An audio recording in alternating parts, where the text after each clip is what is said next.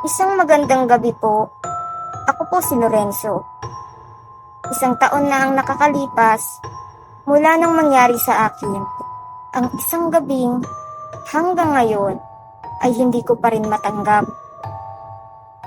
Marami ang hindi naniniwala sa mga kwento ng demonyo, sumpa o mga nilalang na nakatira sa pagitan ng buhay at kamatayan.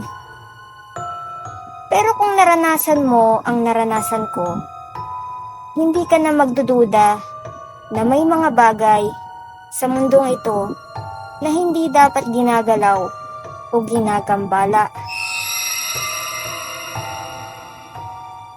Lumaki ako sa bayan ng San Gerardo, isang tahimik na lugar na nakapalibot sa malalawak na palayan at bundok. Sa gitna ng bayan ay may isang lumang simbahan na itinayo pa noong panahon ng mga Kastila. Bago ang lahat mga kahoror, mahalaga kong sabihin, ang simbahan na iyon ay matagal nang sarado. May mga bulong-bulungan na sinumpa raw ito matapos may mangyaring kakaiba noong dekada 80. Isang pari raw ang biglang nawala at mula noon ay hindi na binuksan ang simbahan para sa misa. Noong una, kwento lang iyon sa akin.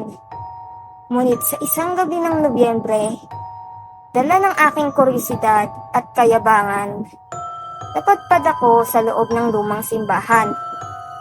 Madilim ang paligid ng gabing iyon. Malamig ang simoy ng hangin at makapal ang ulap na tinatakpan ang buwan. Bitbit ko lang ang isang maliit na lampara habang tinatahak ko ang makitid na daan papunta sa bakuran ng simbahan. At sa labas, ang gusali ay tila isang higanting bangkay ng bato. Ang mga pader ay puno ng lumot. Ang kampanaryo ay halos mabuwal. At ang mga bintana ay may basag at butas na parang mata ng isang nilalang na nakamasid sa akin.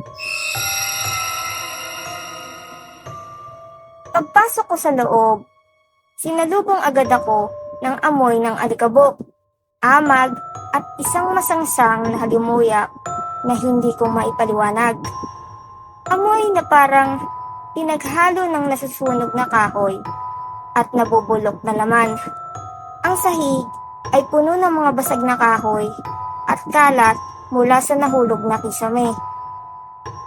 Ngunit sa gitna ng altar ay may isang bagay na hindi ko inaasahan. Isang malaking krus na nakayuko, parang sinadyang ibagsak mula sa pagkakatayo.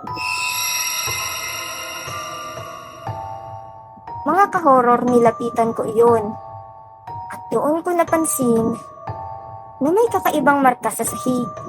Sa iyong bilog na gawa sa tila tuyong dugo na may mga simbolong hindi ko kilala. Ang mga guhit ay malalim, parang inukit sa mismong bato ng sahig. At sa gitna ng bilog ay may nakapatong na itim na libro, makapal at balot ng alikabok.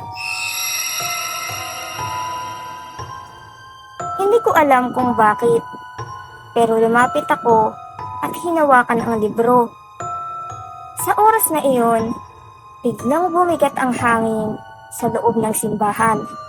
Nawala ang simoy ng hangin at pumalit ang isang katahimikang parang pinipigil ang mismong pintig ng puso ko.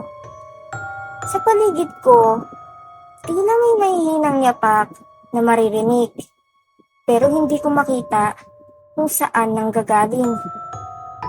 Binuksan ko ang libro at sa unang pahina, may nakasulat na lumang wika. Mga salitang hindi ko kilala, ngunit sa di maipaliwanag na paraan, naiintindihan ng isipan ko. At sa sandaling iyon, Nakaramdam ako ng matinding pagkahilo at parang may malamig na kamay na humawak sa batok ko. At bigla na lang mula sa gilid ng altar, may sumulpot na anino. Hindi malinaw ang hugis, ngunit mas madilim kaysa sa dilim sa paligid. Ito ay parang usok na kumikilos, umiikot sa akin at parang sinusuri ang bawat hibla ng kaluluwa ko. Sa bawat ikot nito, naririnig ko ang bulong ng mga salitang nasa libro, pero mas malalim, mas nakakatakot, at puno iyon ng galit. Nang tumaas ang lampara ko, doon ko nakita ang anyo nito.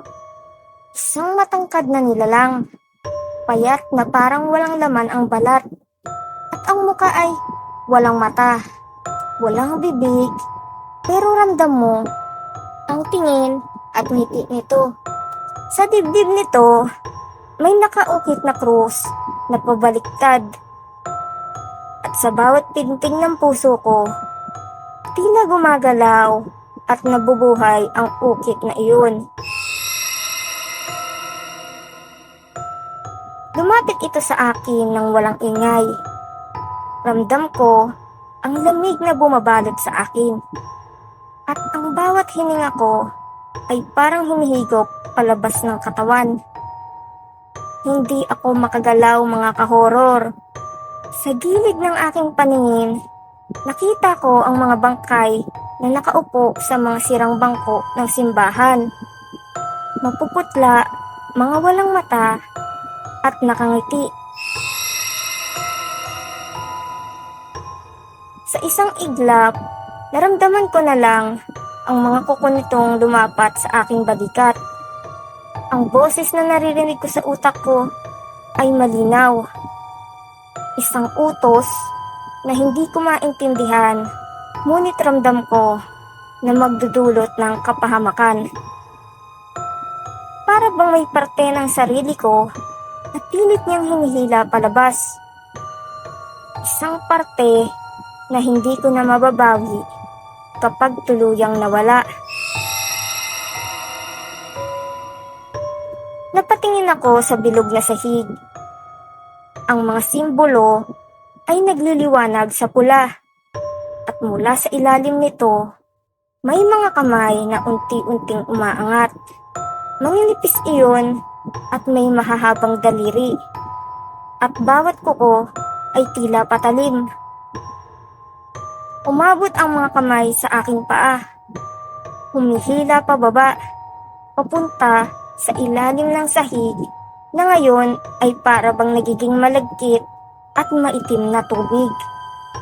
Nang maramdaman kong halos kalahati ng katawan ko ay nakalubog na, narinig ko ang matinis na tunog na parang basag na salamin. Kasunod ang pag-ikot ng paligid. Hindi ko na alam kung ako ba ay gising pa o tuluyan ang dinadala sa lugar na hindi para sa tao. Ang huling natandaan ko ay ang dalawang pulang mata na bumukas sa walang mukhang nilalang. Isang mata na punong-puno ng apoy at puot bago tuluyang magdilim ang lahat. Kinabukasan, mga kahoror, nakita raw ng ilang residente ang pinto ng simbahan na bukas na bukas. Ang krus ay nakabalik sa dating pwesto at walang bakas ng bilog o libro sa altar. Ngunit sa sahig ay may naiwan daw na marka ng dalawang kamay. Sunog iyon at nakabaon sa bato na parabang pinilit kumapit mula sa kailaliman. At hanggang ngayon, may nagsasabi na sa tuwing gabi ng bagong buwan, may liwanag na pula na makikita mula sa basag na bintana ng simbahan, kasabay ng mahihinang bulong na nagmumula sa loob. Ang sabi nila, iyon daw ang mga kaluluwang hindi na nakabalik at kasama na ako roon.